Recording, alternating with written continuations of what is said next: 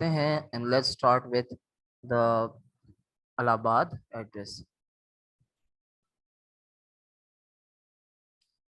Allahabad address ठीक है, RESS ठीक है।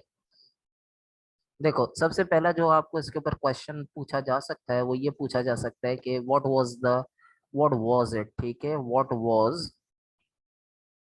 इलाहाबाद एड्रेस। ये इलाहाबाद एड्रेस था क्या? ये कितने मार्क में पूछा जाएगा? आपको ये पूछा जाएगा 4 मार्क के अंदर। This will be for 4 marks, ठीक है। Okay, so will start learning about this कि ये था क्या। सबसे पहली बात याद रखो कि ये जो भी जितने भी एड्रेसेस होते हैं ना बेटा, ये किसी इंपॉर्टेंट इवेंट में दिए जाते हैं, ठीक है। अब 1930 के अंदर मुसलमानों का एनुअल सेशन चल रहा था, ठीक है, मुस्लिम लीग का एनुअल सेशन ऑफ लीग, ठीक है, मुस्लिम लीग का एनुअल सेशन चल रहा था 1930 के अंदर।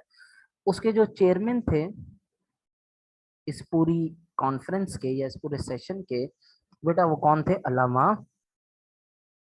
डॉक्टर मोहम्मद इकबाल, ठीक है। अल्लामा इकबाल जो हैं वो चेयरमैन थे इस पूरे कॉन्फ्रेंस के, इस पूरे एनुअल सेशन के।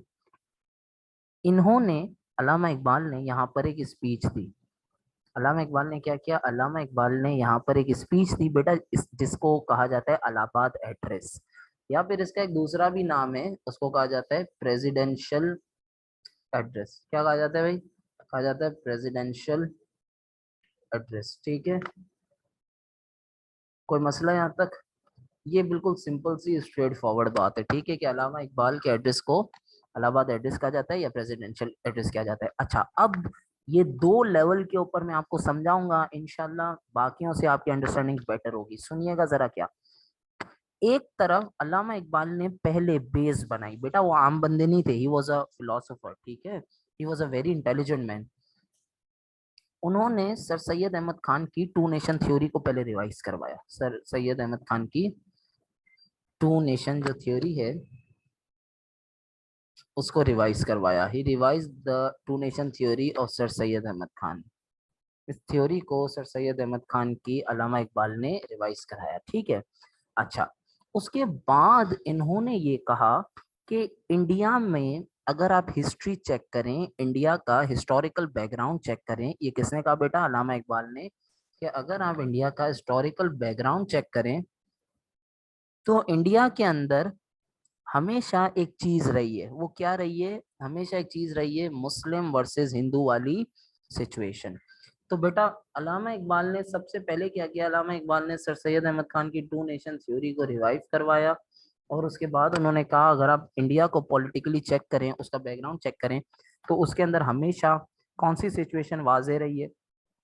मुस्लिम वर्सेस हिंदू की सिचुएशन वाजे रही है, ठीक है। उसके बाद अल्लामा इकबाल अब आए अपनी मेन बात के ऊपर। अल्लामा इकबाल का जो मेन प्रपोजल था, ठीक है, वो ये था कि मुसलमानों के लिए, देखो I am writing in caps, ठीक है, कैपिटल इसीलिए लिख रहा हूँ because this was the gist of this address. पहले बेस बनाई और फिर मारा अल्लामा इकबाल ने चौका, ठीक है। Separate homeland.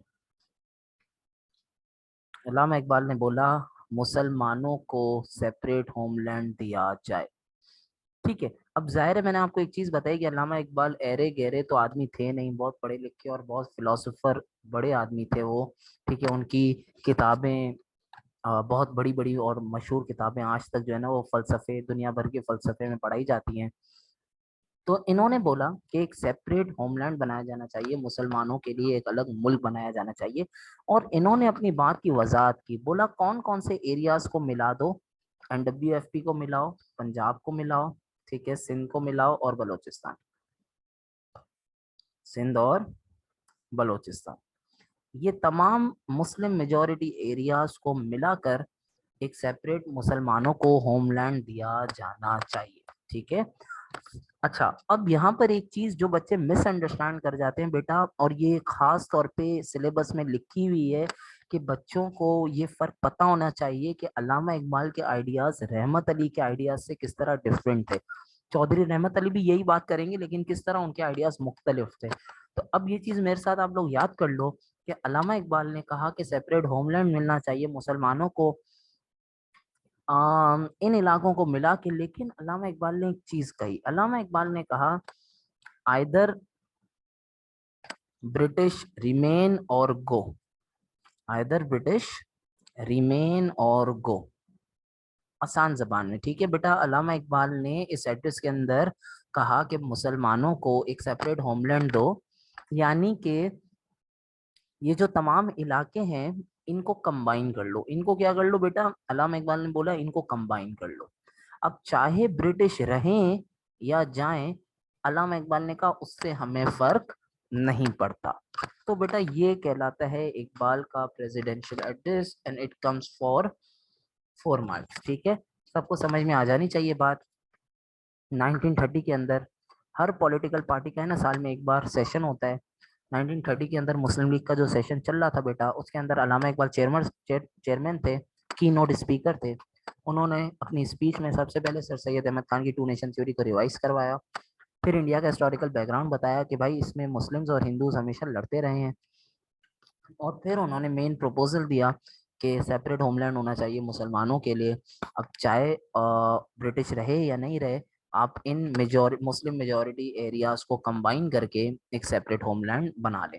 ये था अल्लामा इकबाल का एड्रेस, जिसको हम कहते हैं what was the Allahabad address. ठीक है, अगर किसी को इस पे कोई क्वेश्चन है तो आप